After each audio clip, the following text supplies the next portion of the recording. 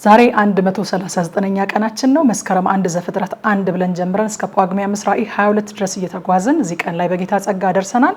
በዚህ ቀን የምናነበው ደግሞ መጽሐፍ አስቴር ከምዕራፍ 4 ጀምሮ ያለውን ክፍል ይሆናል። አብረን እናንብብ። በጌታ በኢየሱስ ስም አነባለሁኝ። አስቴር ምዕራፍ 4። መርዶክዮስም የተደረገውን ሁሉ ባወቀ ጊዜ ልብሱን ቀደደ፣ ማቅም ለበሰ፣ አመድም ነሰነሰ። ወደ ከተማይቱም መካከል ወጣ፣ ታላቅም የመረረ ጩኸት ጮኸ።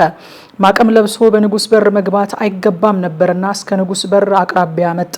የንጉሱም ትእዛዝና አዋጅ በደረሰበት አገር ሁሉ በአይሁድ ላይ ታላቅ ሐዘንና ጾም፣ ልቅሶና ዋይታም ሆነ። ብዙዎችም ማቅና አመድ አነጠፉ። የአስቴርም ደንገጡሮቿና ጃንደረቦቿ መጥተው ነገሯት። ንግስቲቱም እጅግ አዘነች። ማቁንም ለውጦ ልብስ ይለብስ ዘንድ ለመርዶክዮስ ሰደደችለት። እርሱ ግን አልተቀበለም።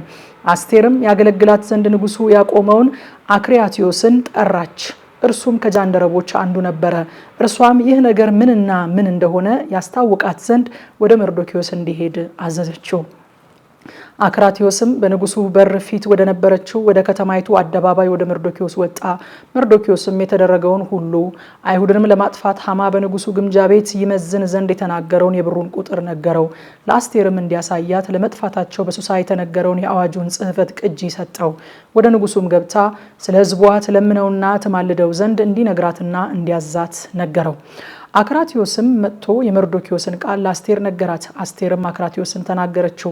ለመርዶክዮስም እንዲህ የሚል መልእክት ሰጠችው። የንጉሱ ባሪያዎችና በአገሮችም የሚኖሩ ሕዝብ ሁሉ ወንድ ወይም ሴት ቢሆን ሳይጠራ ወደ ንጉሱ ወደ ውስጠኛው ወለል የሚገባ ሁሉ በሕይወት ይኖር ዘንድ ንጉሱ የወርቁን ዘንግ ካልዘረጋለት በቀር እርሱ ይሞት ዘንድ ሕግ እንዳለ ያውቃሉ። እኔ ግን ወደ ንጉሱ ለመግባት ይህን 30ውን ቀን አልተጠራሁም። አክራትዮስም የአስቴርን ቃል ለመርዶክዮስ ነገረው። መርዶክዮስም አክራትዮስን ሂድና ለአስቴር እንዲህ በላት አለው። አንቺ በንጉስ ቤት ስለሆንኩ ከአይሁድ ሁሉ ይልቅ እድናለሁ ብለሽ በልብሽ አታስቢ። በዚህ ጊዜ ቸል ብቴ ረፍትና መዳን ለአይሁድ ከሌላ ስፍራ ይሆንላቸዋል። አንቺና የአባትሽ ቤት ግን ትጠፋላችሁ። ደግሞስ ወደ መንግስት የመጣሽው እንደዚህ ላለው ጊዜ እንደሆነ ማን ያውቃል? አስቴርም እንዲህ ብሎ ለመርዶክዮስ እንዲመልስ አዘዘችው። ሄደ በሱሳ ያሉትን አይሁድ ሁሉ ሰብስብ፣ ለእኔም ጾሙ። 3 ቀን ሌሊቱንና ቀኑን አትብሉም አትጠጡም። እኔና ደንገጥሮቼ ደግሞ እንዲሁ እንጾማለን። ምንም እንኳ ያለ ሕግ ቢሆን ወደ ንጉሱ እገባለሁ፣ ብጠፋም እጠፋለሁ። መርዶክዮስም ሄዶ አስቴር እንዳዘዘችው ሁሉ አደረገ። አስቴር ምዕራፍ 5። በ3ኛውም ቀን አስቴር ልብሰ መንግስቷን ለብሳ በንጉሱ ቤት ትይዩ በንጉሱ ቤት በውስጠኛው ወለል ቆመች። ንጉሱም በቤቱ መግቢያ ትይዩ በቤተ መንግስቱ ተቀምጦ ነበረ።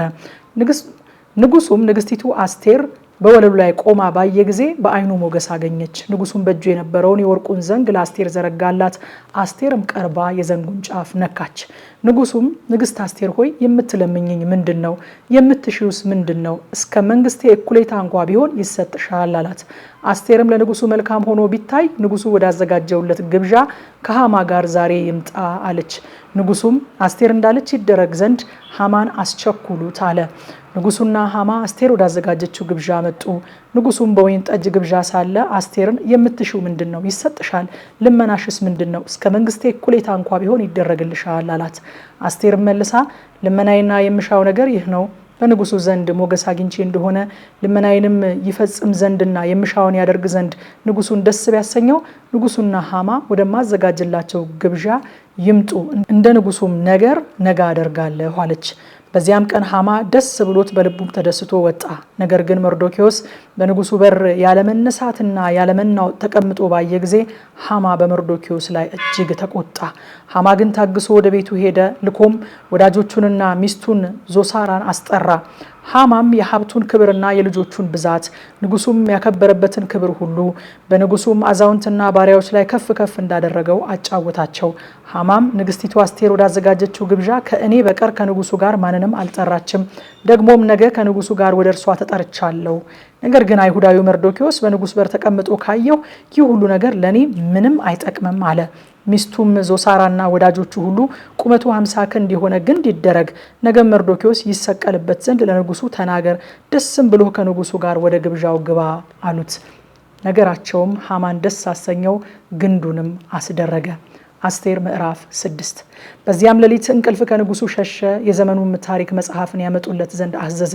በንጉሱም ፊት ተነበበ። ደጁንም ከሚጠብቁት ከንጉሱ ጃንደረቦች ሁለቱ ገበታና ታራ እጃቸውን በንጉሱ በአርጤክስስ ላይ ያነሱ ዘንድ እንደፈለጉ መርዶኪዎስም እንደነገረው ተጽፎ ተገኘ። ንጉሱም ስለዚህ ነገር ለመርዶኪዎስ ምን ክብርና በጎነት ተደረገለት አለ። ንጉሱንም የሚያገለግሉ ብላቴኖች ምንም አልተደረገለትም አሉት። ንጉሱም በአዳራሹ ማን አለ? ሃማን ባዘጋጀው ግንድ ላይ መርዶኪዎስን ለማሰቀል ለንጉሱ ይናገር ዘንድ ወደ ንጉሱ ቤት ወደ ውጭ አዳራሽ ገብቶ ነበረ። የንጉሱም ብላቴኖች እነሆ ሃማ በአዳራሹ ቆሟል አሉት። ንጉሱም ይግባ አለ። ሃማም ገባ።